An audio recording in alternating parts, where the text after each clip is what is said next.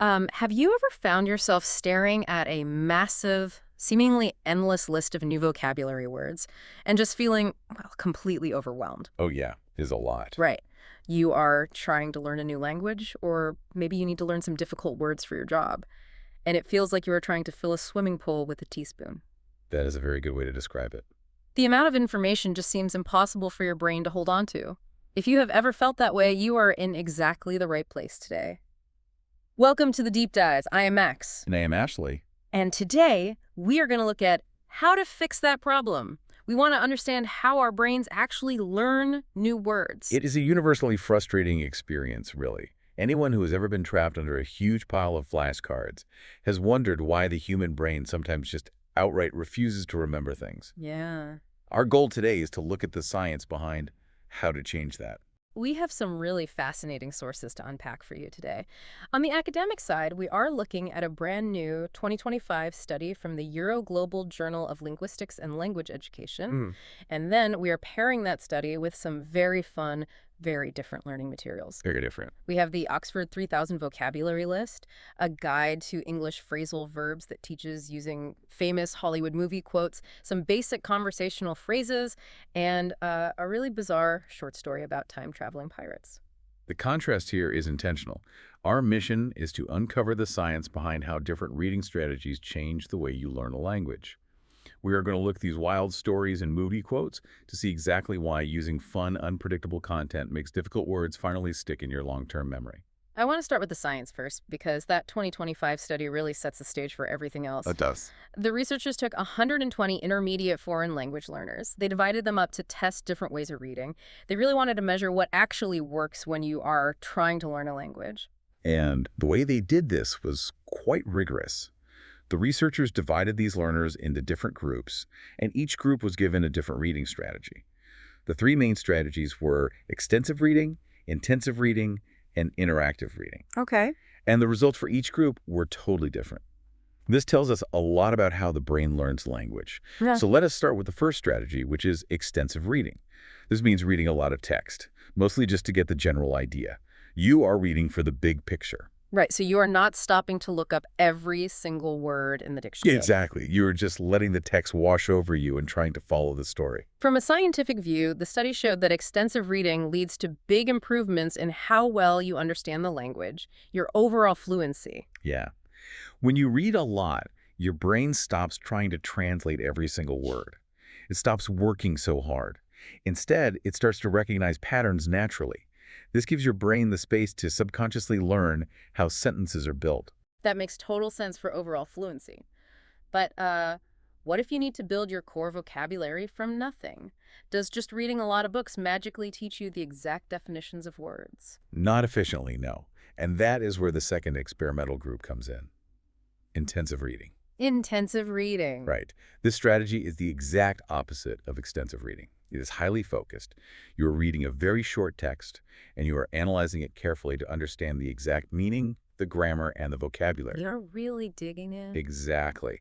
The study found this was the absolute best method for learning new vocabulary words quickly. And this connects directly to the Oxford 3000 source we have today. For anyone listening who might not know, the Oxford 3000 is a list of the most important core words that learners must know to communicate in English. The science behind that list is actually amazing. It is based on statistics and how often words are used. According to the research, if you master just those top 3,000 high-frequency words, you will understand about 90% of everyday English text. Wow. Words like progress, quality, or relationship. That statistic is just staggering to me. Just 3,000 words unlock 90% of the language. But you cannot just read a list of 3,000 words and expect to memorize them, right? No, you cannot. This is where intensive reading becomes necessary. To really reach that 90% understanding, you have to know how these words work in different sentences. You have to dissect the sentence. It requires deep thinking to move the word into your long-term memory. Okay, so we have extensive reading for recognizing patterns and intensive reading for deep vocabulary focus. What was the third strategy they tested? The third was interactive reading. This means combining reading with social interaction. Like talking to someone. Yes, discussing the text, role-playing, or debating the meaning with a partner. The researchers found that this method created the highest levels of motivation for the learners. It kept them engaged. So the ultimate takeaway from the researchers is that you cannot just use one of these methods. If you only do intensive reading, you build a great vocabulary, but you read very slowly, and you might get bored. But if you only do extensive reading, you read smoothly, but you might miss the complex grammar rules. Exactly. Integrating all three is what creates the best language development. Yeah. You need the volume, the focus, and the social motivation. So if intensive reading is the hard work, what does extensive reading look like in real life? Because looking at the beginner short stories in our source materials, they are completely bizarre. They are very weird, but the absurdity is actually a highly calculated educational tool. Okay, let us take this one story from the materials. It is about a woman named Laura. She works as an administrative assistant, and she is hosting a simple barbecue, a completely normal setup. hmm But suddenly, she finds an invisible metal ball. An invisible metal sphere appearing at a neighborhood barbecue is totally absurd. But let us look at what happens in your brain when you read that. This strange story hooks the reader. It creates a novelty response in the brain. A novelty response, meaning your brain sees something new and weird. Right. And that triggers a small release of dopamine, which acts like a save button for your memory. Because the reader really wants to know what this invisible sphere is doing at a barbecue, their brain naturally absorbs the vocabulary around it. Words like incident, invisible, and director. They learn them just to follow the mystery. They are not trying to memorize a flashcard with the word invisible on it. They are experiencing the concept of invisibility within a highly engaging, weird story. They are lowering their own mental resistance to learning. I was looking through the other stories, and there is one I honestly could not make sense of at first. Okay. Why on earth are we using a story about 17th century pirates stealing a time-traveling watch to teach English? Ah, yes. That is the story of Eric the Pirate and his second-in-command, Frank. They tell a character named Carl to steal a pocket watch so they can travel to the 21st century. It is a time-traveling pirate heist. It is crazy. It is, but the vocabulary in that story includes foundational action words. Words like cannon, helm, and grab, along with phrases like second in command. So you are learning that vocabulary while trying to figure out how a pirate ship is going to travel 400 years into the future. Exactly. The source material uses a great Spanish phrase to describe this kind of crazy story. Un día loco, which means a crazy day. The words you are learning are basic, but the wildly unpredictable story is what keeps you motivated to turn the page. You want to know what happens next. Yes, extensive reading requires you to read a massive amount of text to build those natural habits in your brain. You only get that volume if the reader refuses to put the book down. By making the story un día loco, the authors guarantee the reader gets the practice they need. The weirdness is the point. Okay, that covers extensive reading, getting lost in a strange story. Let us pivot back to intensive reading.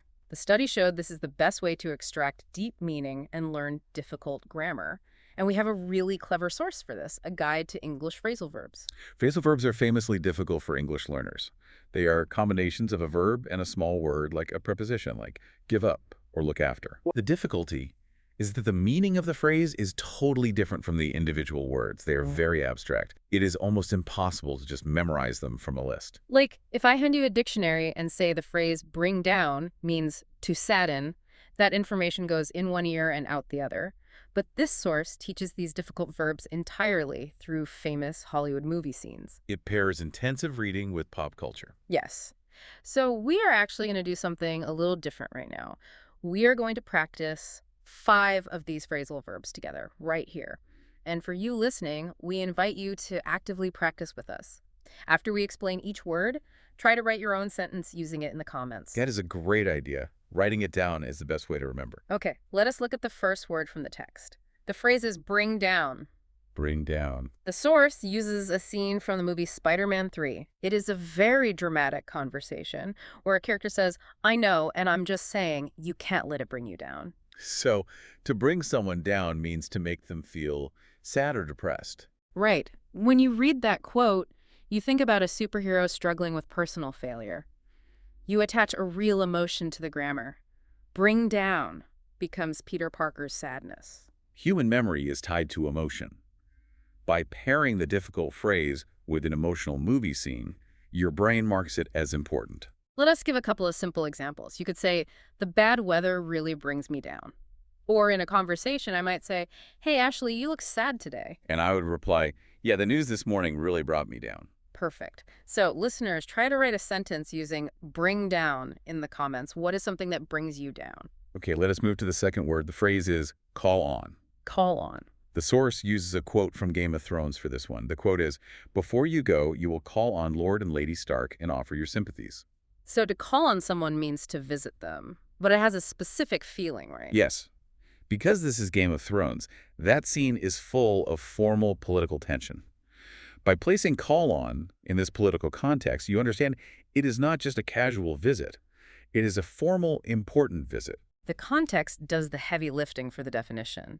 Some everyday examples could be, I am going to call on my grandmother this weekend, or the teacher called on me in class to answer the question. That is another common way to use it. Exactly. So in a short conversation, you might say, "Max, did you visit the new clients yesterday?" Yes, I called on them in the afternoon and the meeting went well. Listeners, pause for a second and write a sentence with call on.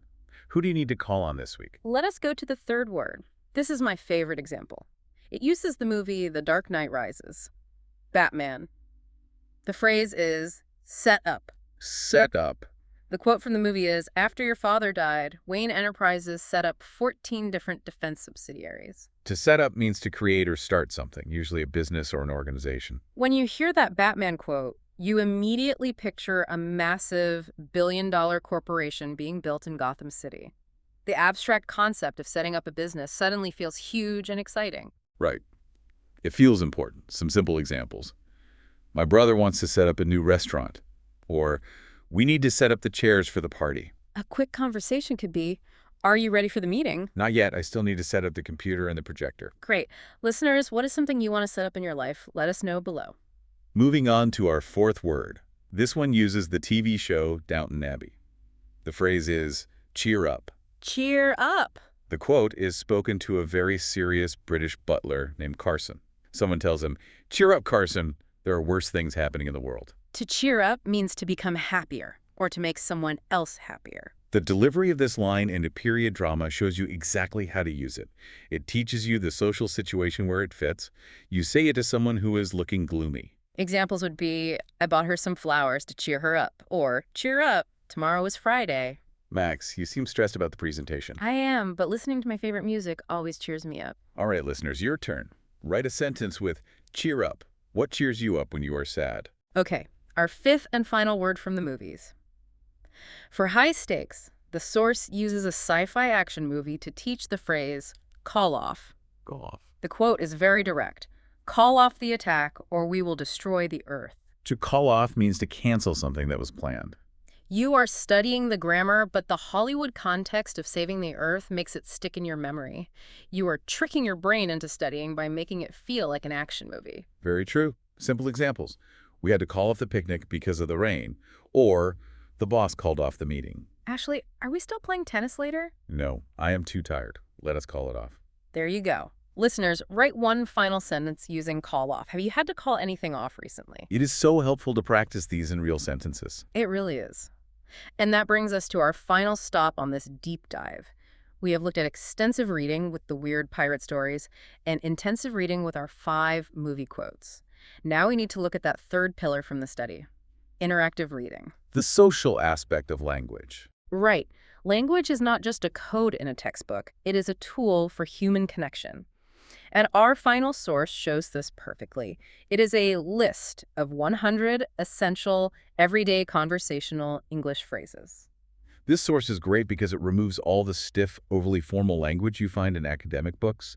It gives you the raw phrases of actual unpolished conversation.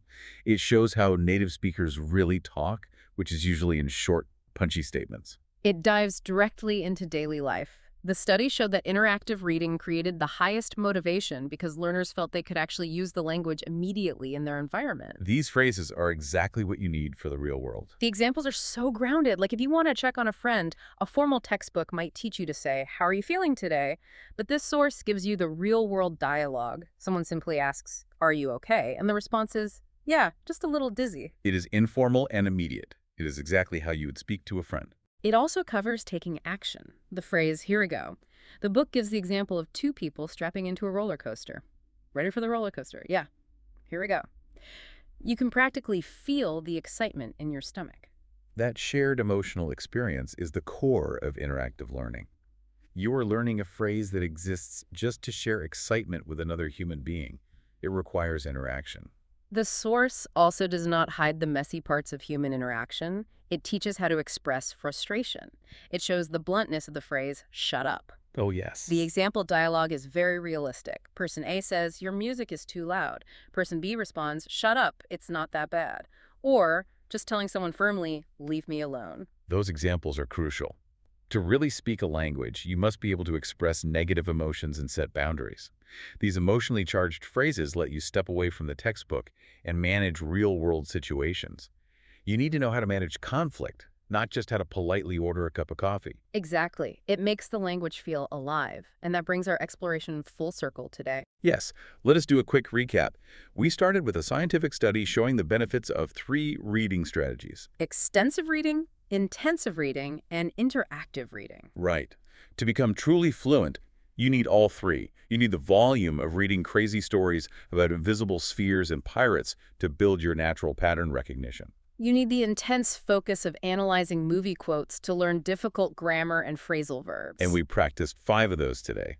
Bring down, call on, set up, cheer up, and call off. And finally, you need the interactive tools of everyday, messy banter to actually connect with the people around you. It is the ultimate balanced mental diet. It really is.